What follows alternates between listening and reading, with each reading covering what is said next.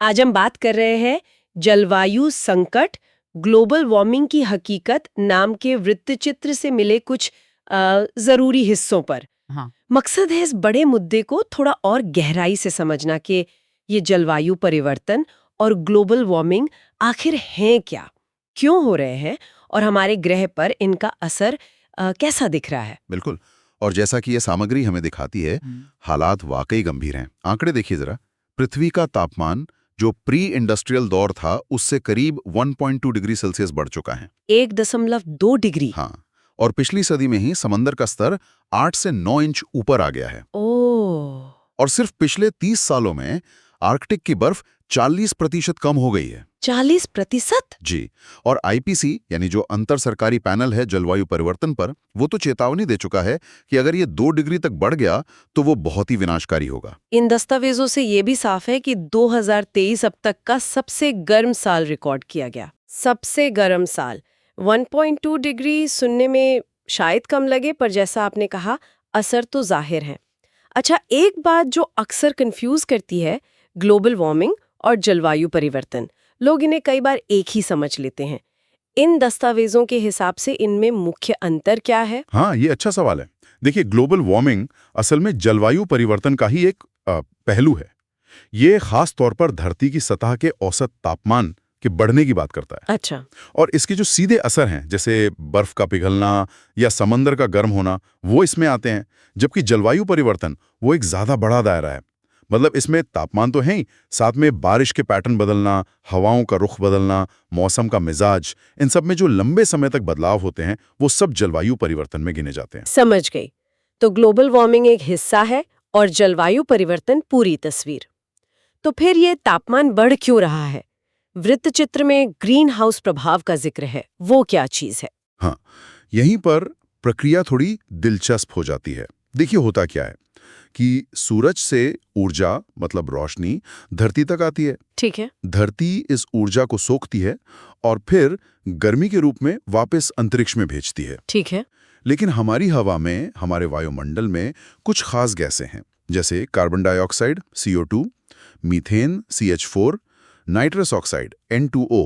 ये गैसें इस बाहर जाती हुई गर्मी का कुछ हिस्सा रोक लेती हैं, एक कंबल की तरह समझिए। अच्छा, कंबल की तरह। हाँ, और ये जरूरी भी है।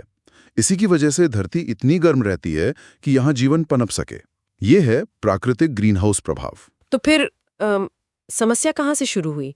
अगर ये जरूरी है तो समस्या तब हुई जब इन गैसों की मात्रा बहुत ज्यादा बढ़ गई, खासतौर पर हमारी वजह से, मतलब मानवीय गतिविधियों से।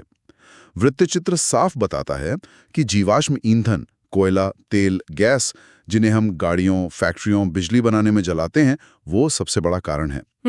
फिर है पेड़ों का कटना। पेड़ CO2 सोखते हैं। पेड़ कम हुए तो हवा में CO2 ज्यादा रह जाती है। खेतीबाड़ी भी, जैसे मवेशी पालने से और धान के खेतों से मीथेन गैस निकलती है। मीथेन? हाँ, मीथेन। और यहाँ तक कि जो कूड़े के ढेर होते हैं उनके गलने से भी मीथेन बनती है। और देखिए, CO2 तो मुख्य है ही, पर मीथेन गैस गर्मी रोकने में CO2 से करीब 25 गुना ज्यादा शक्तिशाली है। 25 गुना? और नाइट्रस ऑक्साइड वो तो करीब 300 गुना ज्यादा शक्तिशाली है। 300 गुना? ये तो वाकई चौंकाने वाला आंकड़ा है। अच्छा, पर क्या कुछ प्राकृतिक कारण भी होते हैं, जैसे ज्वालामुखी फटना या ऐसा कुछ? होते हैं, बिल्कुल होते हैं। ज्वालामुखी हैं, सूरज की किरणों में थोड़ा बहुत उतार चढ़ाव होता है। लेकिन ये जो दस्तावेज हैं ये साफ करते हैं कि आज जो हम इतनी तेजी से बदलाव देख रहे हैं उसमें इन प्राकृतिक कारणों का योगदान बहुत बहुत ही मामूली है। असल वजह तो मानवीय गतिविधियां ही हैं। ठीक है, तो वजह साफ है, और इन सब का नतीजा क्या हो रहा है? मतलब असर क्या पड़ रहा है? वृत्तचित्र में क्या बताया गया है? असर बहुत बड़े पैमाने पर हैं और हर तरफ दिख रहे हैं। पर्यावरण पर देखें तो जैसा पहले कहा, ग्लेशियर पिघल रहे हैं, इससे समुद्र का जल स्तर लगातार बढ़ रहा है। तटीय इलाकों के लिए बड़ा खतरा है। हाँ, वो तो है। समंदर गर्म हो रहे हैं, इससे जो मूंगे की चट्टानें हैं, कोरल रीफ्स, वो सफेद पड़कर मर रही हैं। ये समंदर के इकोसिस्टम के लिए बहुत बुरा है। हाँ। मौसम का मिजाज एकदम बिगड़ रहा है। कहीं भयानक तूफान और बाढ़ आ रही है तो कहीं सालों साल सूखा पड़ रहा है। ये तो हम देख ही रहे हैं आजकल। बिल्कुल। पूरा का पूरा इकोसिस्टम, मतलब पेड़ पौधे, जानवर, सब पर असर पड़ रहा है। और इसका सीधा असर हम इंसानों पर भी है। हाँ। फसलें खराब हो रही हैं, जिससे खाने की कमी का खतरा है। खाद्य असुरक्षा।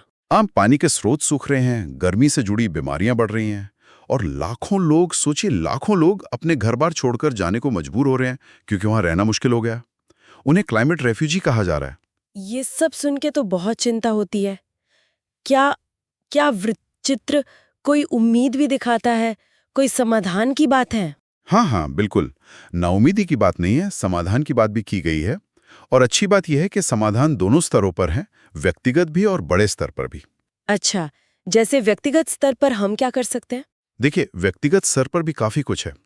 जैसे अगर मुमकिन हो तो बिजली के लिए सोलर या विंड एनर्जी जैसे नवीकरणीय स्रोतों को अपनाना, पब्लिक ट्रांसपोर्ट का ज़्यादा इस्तेमाल करना या साइकिल चलाना, चीज़ों की खपत कम करना, वो जो कहते हैं रिड्यूस, रीयूज, रिसाइकिल। हाँ, वो 3 R। बिल्कुल। पेड़ लगाना, अपने खाने में मांस थोड़ा कम करके सब्जियां फल ज़्यादा शामिल करना, क्योंकि पशुपालन से मीथेन ज़्यादा निकलती है, प्लास्टिक का इस्तेमाल कम करना, और सबसे ज़रूरी अपने आसपास लोगों को इस बारे में बताना, जागरूक करना। ये तो हुई व्यक्तिगत बातें। और बड़े स्तर पर सरकारें, कंपनियां वो क्या कर सकती हैं? उनके लिए भी रास्ते सुझाए गए हैं। जैसे जो कंपनियां ज़्यादा कार्बन फैलाती हैं, उन पर टैक्स लगाना, जिसे कार्बन टैक्स कहते हैं। साफ सुथरी ऊर्जा और साधनों में ज़्यादा पैसा लगाना, जैसे इलेक्ट्रिक बसें चलाना, बिल्डिंग्स को ज़्यादा एनर्जी एफिशिएंट बनाना। इंफ्रास्ट्रक्चर। हाँ, ग्रीन इंफ्रास्ट्रक्चर, ग्रीन एनर्जी को बढ़ावा देने के लिए सब्सिडी देना, और अंतर्राष्ट्रीय स्तर पर मिलकर काम करना, जैसे पेरिस समझौता हुआ था, उस पर टिके रहना और उसे मजबूत करना। तो मतलब ऐसा नहीं है कि कुछ किया नहीं जा सकता, रास्ते हैं अगर इच्छा शक्ति हो तो। बिल्कुल। वृत्तचित्र एक तरह से दो भविष्य दिखाता है। एक वो जहां हम सब मिलकर कार्रवाई करते हैं तो शायद हम तापमान को बढ़ने से रोक पाएं, उसे स्थिर कर पाएं और एक टिकाऊ सस्टेनेबल भविष्य बना पाएं। और दूसरा रास्ता है कुछ न करने का या बहुत कम करने का, और उसके नतीजे वो बहुत भयानक हो सकते हैं।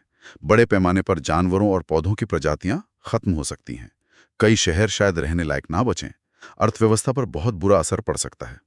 तो संदेश बहुत साफ है, विज्ञान हमें बता रहा है कि क्या हो रहा है और क्यों। अब कार्रवाई का एक्शन लेने का समय है। तो कुल मिलाकर ये जो स्रोत हमने देखे, उनसे एक साफ तस्वीर उभरती है। चुनौती बहुत बड़ी है और कहीं ना कहीं ये हमारी अपनी बनाई हुई है। लेकिन जैसा आपने कहा, रास्ते बंद नहीं हुए हैं।